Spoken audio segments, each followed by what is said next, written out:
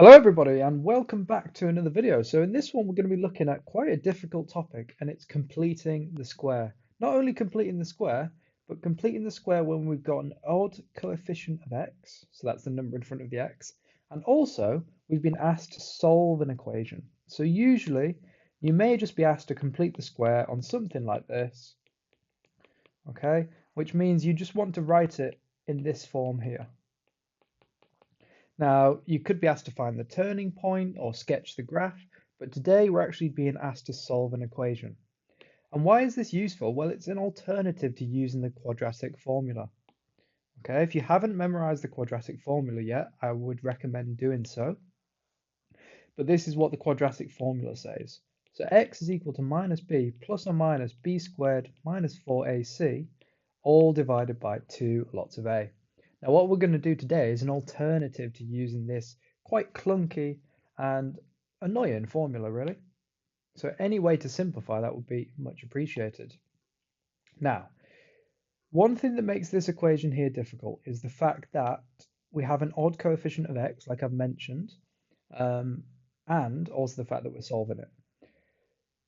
If we think about completing the square, let's take that example I had before. Okay, x squared plus 10x plus 26. What we usually do is we take this number and we half it, and that goes into our brackets. Okay, so we get x plus 5 squared. Then what we do is we square this number. I shouldn't have rubbed that out there, and we subtract it. So 5 squared is 25, so we're going to take away 25. And then what we do is we bring this 26 down, okay, because that's what's left over. So altogether, when we complete the square here, we just get x plus 5 squared plus 1, okay?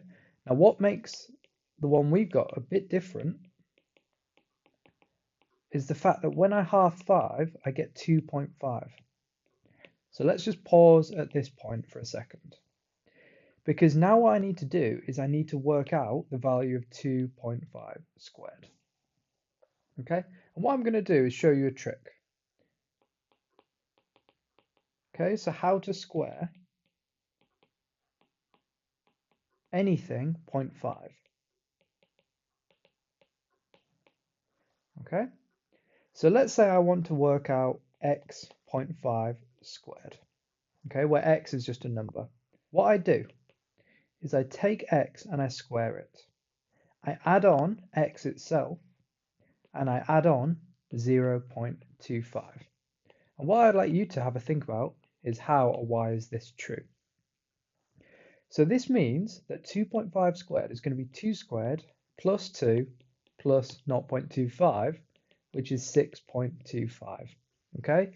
If this is in a non-calculator paper, you are going to need to know how to square a decimal. You could write it as a fraction and go from there, but this little trick is very, very nice, okay? Because it means I can very quickly calculate something like 12.5 squared in my head.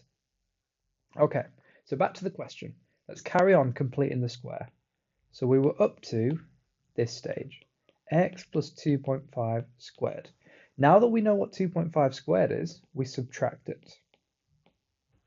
Okay, and then we're going to bring down this 4.25.